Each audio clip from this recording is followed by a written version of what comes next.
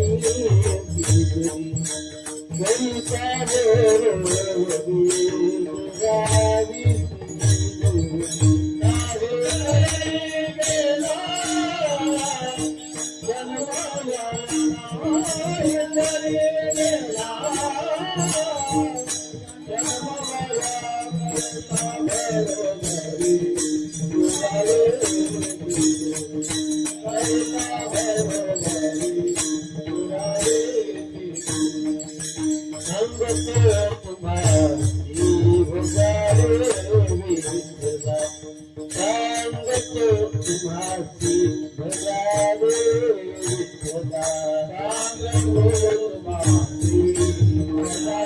विठ्ठला सांगतो तुम्हासी भजारे विठ्ठला नाही कधी गेला जन्मराया नाही कधी गेला जन्मराया कोणता बोलवी गुलाबी कोणता बोलवी गुलाबी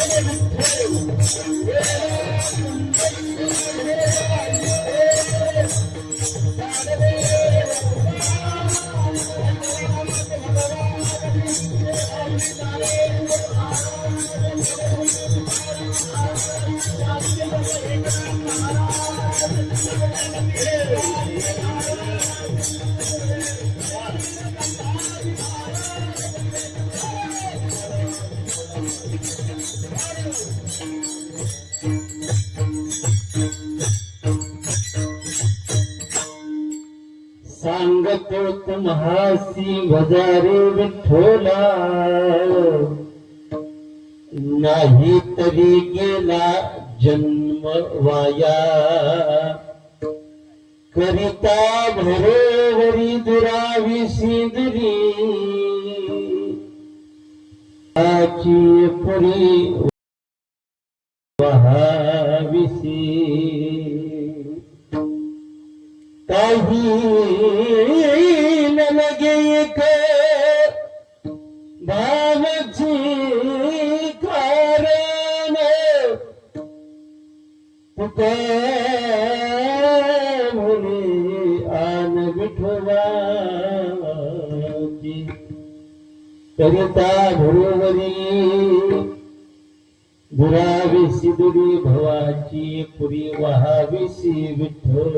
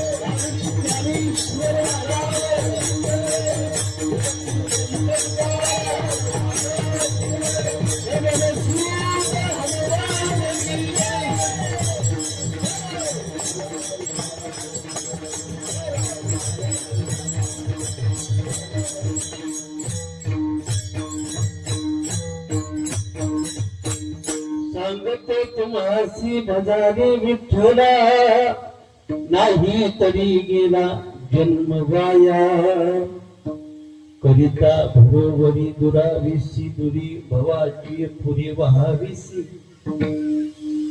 समचरण सरोजम सांद्र नीलांबुदाभं जघर निहित पाणी मंडनं मंडनानां तोड तुलसी माला कुंभम कंजनीत्रो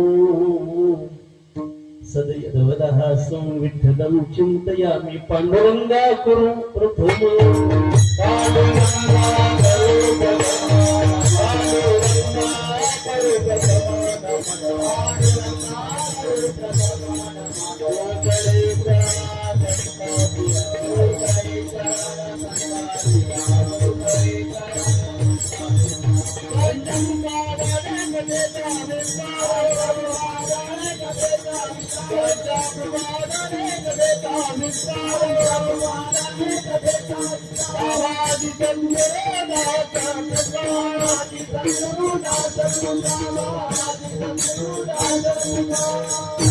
ध्यानमूलं गुरुमूर्तिं पूजामूलं गुरुपदा मंत्रमूलं गुरुर्वाक्यं मोक्षमूलं गुरुकृपा अज्ञानतिमिरान्धस्य ज्ञानाञ्जनशलाकया चक्षुरुन्मीलितं तस्मै श्रीगुरवे नमः कलावज्ञ जीवाधराधारं कलां काङ्कतेजोधिकावक्त्रं खलानिशवादा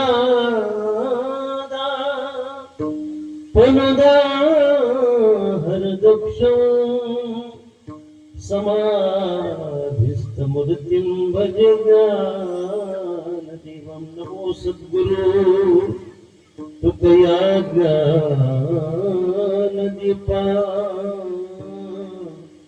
नमो सद्गुरु सच्चिदानंद रूपा नमो सद्गुरु भक्त कल्याणमूर्ती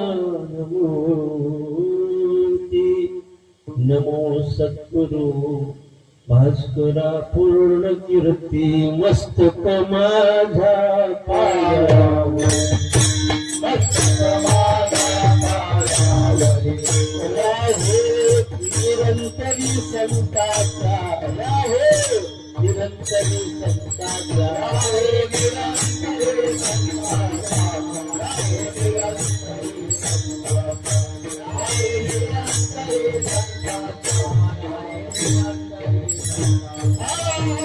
मस्तक माझा पायावर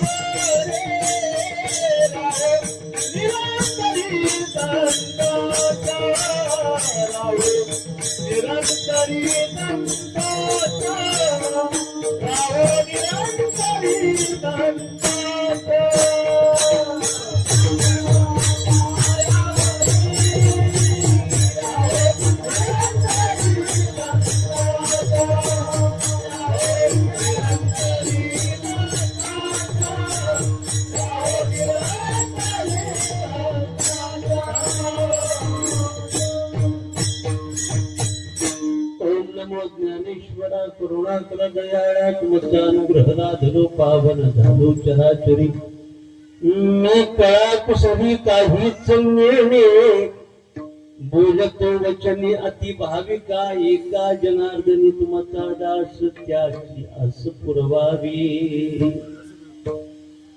वचन ऐका कमळापती माझी रंकाची विनंती कर जोडितो कथे काळी आपण असावी जवळी तुम्ही वसनी अंतरी ज्ञान देवा मज जागवा निर्धारी विठ्ठल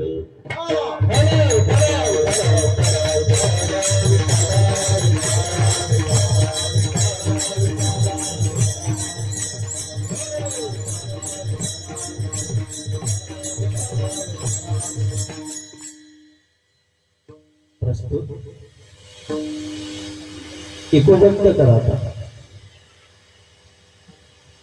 नॉर्मल मध्ये ठेवा गेन वाढवा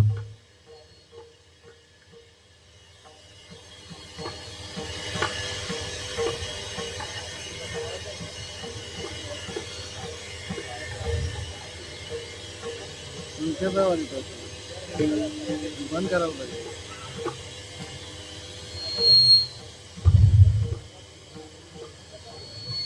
हॅलो हॅलो गाताना इको वाढवत जा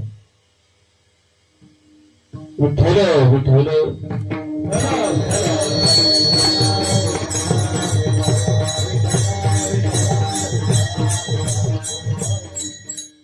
प्रस्तुत प्राप्त प्रसंगी सेवे करता निरूपणा करता चिंतना करता सादर केलेला अभंग बदल झाला बघा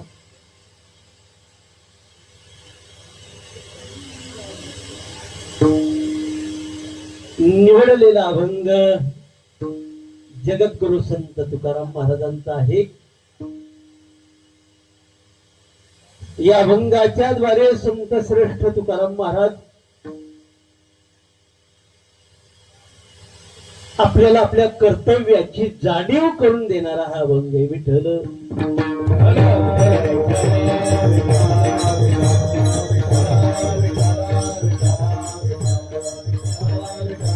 अनेक वर्षाच्या परंपरेनं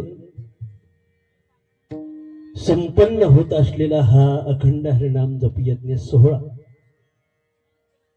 याही वर्षी भगवान श्री पंढरीशनाथाच्या कृपेनं सद्गुरु समर्थ गुरुवर्य विठोबा महाराज पाटील यांच्या कृपा आशीर्वादाने तसेच आदरणीय हरिभक्तीपरायण शिवाजी महाराज धुमाळ वैकुंठवासी हरिभक्तपरायण चांगदेव महाराज रोटे हरिभक्तीपरायण बाळकृष्ण महाराज पाटील यांच्या मार्गदर्शनाखाली गेली 18 वर्ष संपन्न होत असलेला हा उत्सव याही वर्षी मोठ्या आनंदात आणि उत्साहामध्ये या ठिकाणी पार पडत आहे सप्ताहातील आजचा प्रथम दिन आहे उपस्थित गुणीजन टाळकरी वृंद गायनाचार्य मृदंगाचार्य आणि तुमच्यासारखे देवतुल्य श्रोतृवर्ग आणि सर्व साधक परिवार या ठिकाणी उपस्थित आहे विस्तृत चिंतन न करता आपल्याला अभंगाच्या पदापदाचं चिंतन उर्वरित एका तासामध्ये आपण मांडण्याचा प्रयत्न करणार आहोत तत्पूर्वी ज्या ज्या वेळेला ज्याला ज्याला हात असतील भगवंताचं चिंतन होईल त्या त्यावेळी हाताने टाळी आणि मुखाने नाम गायल्याशिवाय राहायचं नाही विठ्ठल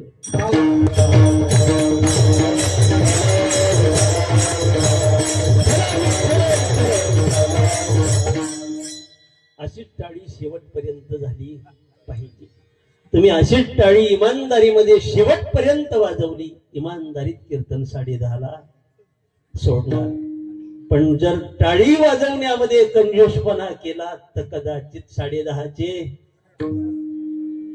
असं होऊ नये. तुम्हाला वाटत असेल तर टाळी वाजवण्याकरता कंजूसपणा करू नका. विठ्ठल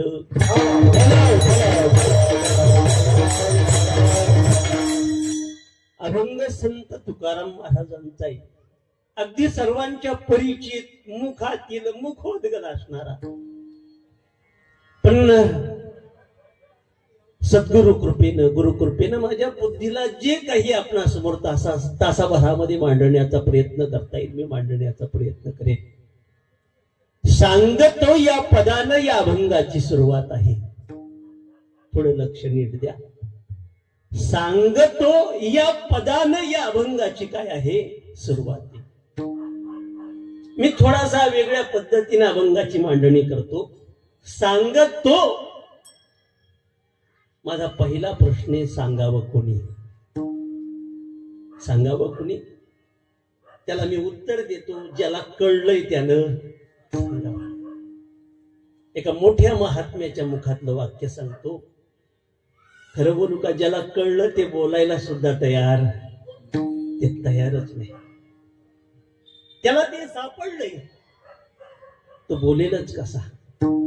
आपला परमार्थ खरंच देवाकडे चाललाय की नाही हे जर पाहायचे असतील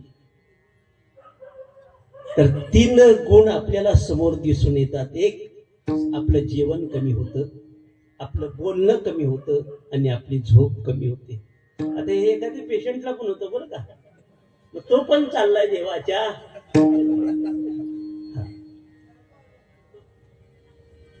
मुळात ज्याला कळाले तो बोलायला तयार नाही.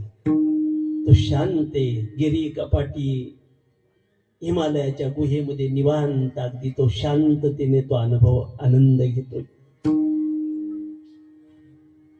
पण साधू संतांना राहावलं नाही म्हणून सेवितो हा रस आणि वाटितो अनिका. सांगावं त्यानं ज्याला चांगलं कळालेलं आहे. पुढचा ऐका. कुणाला सांगावं हा एक प्रश्न आहे ना. रणांगणामध्ये 18 औक्षहिनी सैन्य होतं, कमी नव्हतं. यांचे 11 आणि यांचे 7 म्हणजे पांडवांचे 7 आणि कौरवांचे 11 असे मिळून किती होते? 18. सध्याच्या भाषेमध्ये 52 लाख माणसं कुठे होती? रणांगणामध्ये होती. पण गीता फक्त एकट्या अर्जुनाला सांगितली देवाने. म्हणून ज्ञानोबरानं संजयाचं वर्णन नाही केलं, ज्ञानोबरानं धृतराष्ट्राचं वर्णन नाही केलं. ज्ञानोबराय म्हणतात, तुम्हाला बनायचं असेल अहो अर्जुनाची पांती परिपैसन या योग्य होती. तुम्ही अर्जुनाच्या पात्रतेला या, मग ती ओवी घ्या. तरी अवधान एक वेळ दिजे, मग सर्व सुखाशी अगोदर पात्र होईजे, मग सर्व सुख मिळतील. हा भाग वेगळा आहे. पण अगोदर काय व्हा? पात्र व्हा. अख्ख्या ओवीचा ज्ञानेश्वरीचा अर्थ इथे अगोदर ज्ञानेश्वरी म्हणते तुम्ही पात्रता मिळवा. अगोदर पात्रता आहे. अर्जुनाची पात्रता होती म्हणून त्याला सांगितलं, कुणालाही सांगितलं नाही. नाथ महाराज म्हणतात, कुणालाही सांगत बसू नका. क्रोधी अविश्वासी त्याची बोध कैसा, आपुनी वाचाय भस्म होलये. यथा आपुनी वाचा शिनवले, यथा आपुनी वाचा शिनवले. जाते भोगते ना यथा आपुनी वाचा शिनवले, यथा आपुनी वाचा शिनवले.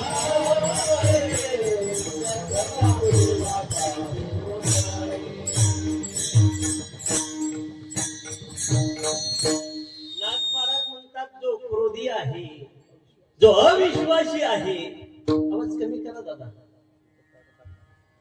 जो क्रोधी आहे, जो अविश्वासी आहे, याला सांगत बसू नका. भर पावसाळ्याचे दिवस आणि चिमणीनं माकडाला सांगितलं, अरे वेड्या, सगळ्यांनी घर बांधली, एखादं तू तरी घर बांध, व्यवस्था कर तुझी. त्यानं स्वतः तर बांधलं नाही, पण चिमणीचं पण पाडून टाकलं. क्रोधी, अविश्वासी, त्याशी बोधकायचा, त्याला सांगू नये. पण जो पात्रतेचा आहे त्याला सांगावं. तिसरा मुद्दा आहे, कसं सांगावं. आपण कुठपर्यंत होतो? सुरुवात काय मांडली? सांगावं. कुणी, कुणाला सांगावं आणि कसं सांगावं. कसं सांगावं? माझं त्याला उत्तर आहे, जशास तसे सांगायचं. तशास तसं सांगायचं. पण तुकाराम महाराजांनी अगोदर लागून या पाया, जशी जशी माणसं मग लागून या. आता ऐकतच नाही, मग मनाचा षष्टीचा प्रयोग करायचा. किती सांगू तरी पुढे सिंधडीचे रडतील, हे नंतरचं वाक्य. जशी जशी भेटायची माणसं तसं तसं महाराजांचे शब्द आहेत बरं का. जसं जसं माणसं आहेत तसं तसं आपण सांगावं. आता पुढे चला, काही सांगू नये. बरोबर ना? सुरुवातीला सांगितलं तुम्ही बोलत चला. पहिला मुद्दा, महिला मंडळ काय सांगितला? सांगावं. कुणी कुणी सांगावं. नंतर कसं सांगावं. तिसरा सांगितला कुणाला. कुणाला सांगावं, कसं सांगावं. आणि आता काय सांगू नये अगोदर आपण घेऊ, मग काय सांगावं नंतर सांगतो. काही सांगू नये हे पण महत्वाचं आहे बरं का. काही सांगू नये. चाणक्य नीतीनं असं सांगितलंय, 9 गोष्टी शक्यतो कुणाला सांगू नका. आयुवित्तम गृहच्छिद्रम मंत्र मैथुन भीषजाम दान मान मानापच 9 गौप्यानी यज्ञतः. काय सांगितलं? 9 गोष्टी शक्यतो कुणाला सांगू नका. विठ्ठल विठ्ठल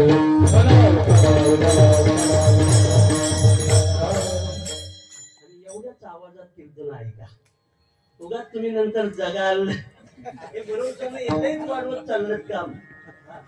सहज ऐका. आपलं नसलं तरी चालेल आपल्याला. आपण व्यवस्थेचा परमार्थ करूच नका. जे असेल ती अवस्था आपली बघत चला. पुढे ऐका. काही सांगू नये 9 गोष्टी सांगितल्या.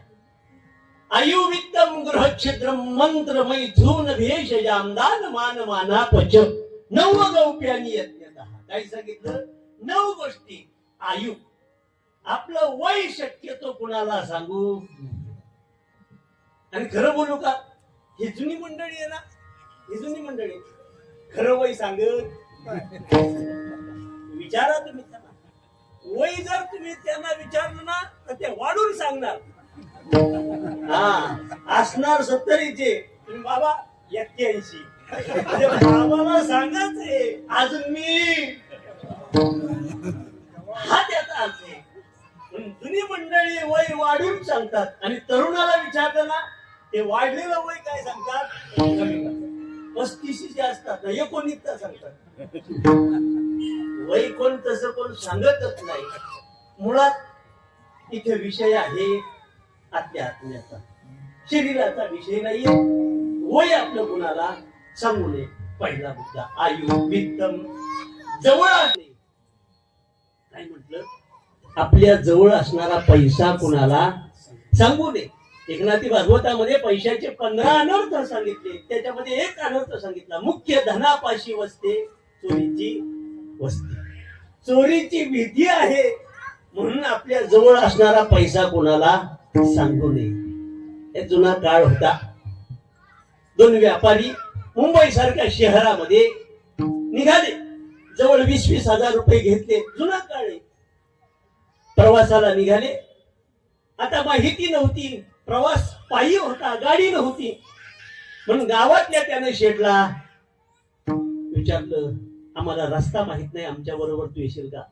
त्यानं म्हटलं मी तुमच्या बरोबर येईल, पण तुमच्याकडे 34 गुण आहेत, 2 गुणानं तुम्ही कमी आहात. म्हणजे कुठलं? एक तर तुम्ही दुसऱ्याचं ऐकत नाही आणि तुम्हाला त्यातलं काय हे बहुतेकांकडे एकतर त्यातलं आपल्याला काही कळत नसतं आणि आपण कुणाचं ऐकत नाही. याला सांगितलं असं होणार नाही, तू सांगशील तसं. बघाव, प्रवास निघाला मुंबईकडं, पायी प्रवास आहे. अमावस्येची रात्र आहे. करता करता यांना संध्याकाळ झाली, रात्र झाली. पुढचं दिशेनं असं झालं, वाटेमध्ये यानं थांबा घेतला. यानं सांगितलं आता रस्त्यात आपल्याला झोपावं लागेल. यानं म्हटलं अरे पैसे खिशामध्ये आणि रस्त्यावर झोपणं चांगलं वाटत नाही. मी सुरुवातीला तुम्हाला म्हणत होतो, तुम्ही माझं ऐकलं आणि तुम्हाला त्यातलं काही कळत नाही. अरे तसं नाही, पण पैसे घेऊन ते दोघे जण बाजूच्या झाडावरती चढले आणि निवांत झोपले. हा घाबरत नव्हता. यानं रस्त्यावर अंथरून टाकलं आणि मस्त अगदी झोपला.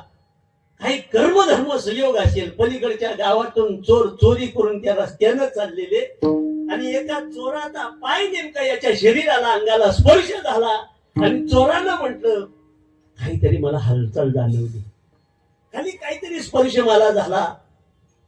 दुसरा चोर त्याला म्हटला जाऊ दे, बेवडा पडला असेल.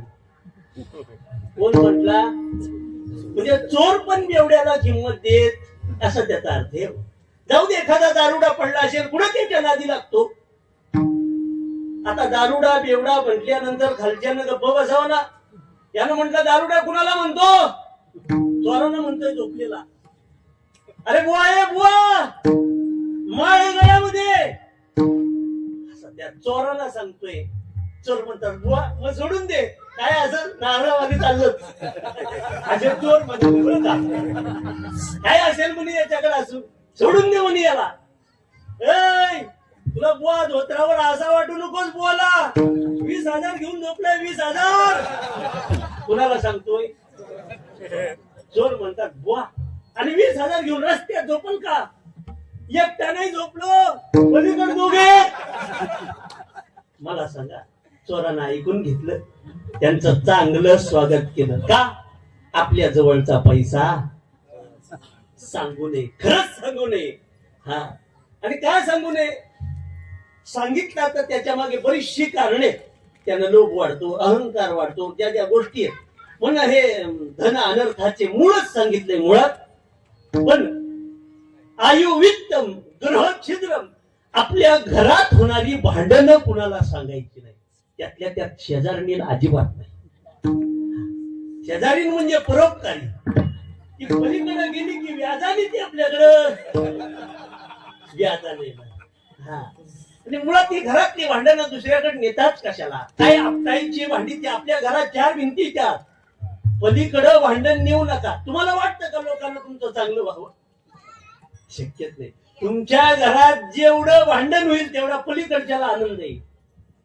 तुम्ही एखाद्याला सांगितलं ना, तुम्ही एखाद्याला सांगता, तुमचं दुःख रडून रडून तुम्ही त्याला सांगता. तुम्हाला वाटतं मन मोकळं केलं, तुम्ही मन मोकळं करता, तो गाव मोकळा करून आपल्याला वाटतं मन हलकं झालं रे तुझ्याशी बोललो ना. आता काय करायचं? आपले बघा, आपण सांगताना रडून रडू, तो पण रडून ऐकतो आणि लोकांना सांगताना हसून सांगतो आपलं दुःख.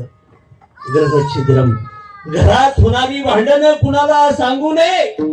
आयुवित्तम गृह छिद्रम, मंत्र आपल्या श्री गुरुनं दिलेला मंत्र कुणाला सांगू नये.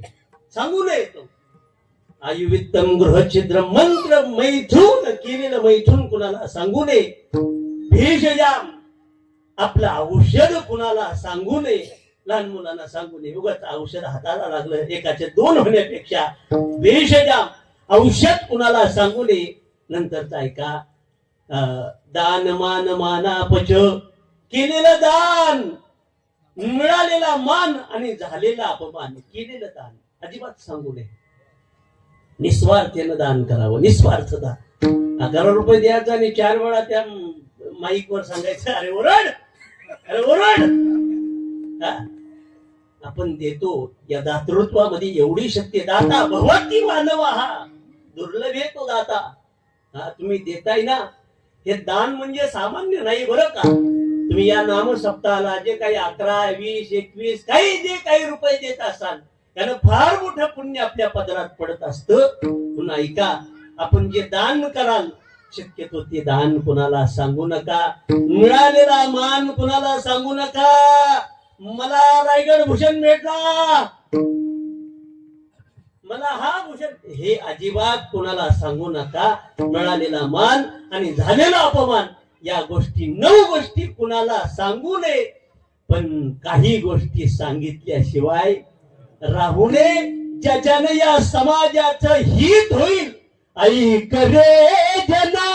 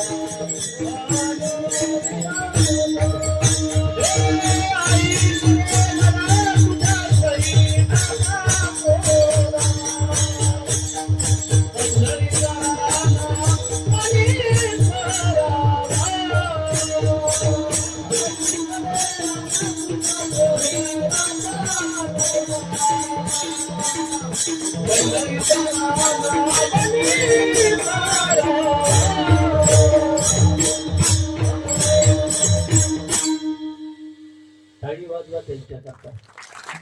चांगली चाल झाली, चांगलं गायन झालं, चांगला मृदंग वाजवला तर खरंच कलाकारांना दाद देत चला बरं का. दुसरं काय लागतं त्यांना. त्यांना नारळ नका देऊ, त्यांना राग येतो. हा मग नारळाच्या खाली जर दिलं नाही तर मग टाळी वाजवण्याकरता कंजूसपणा करू नका.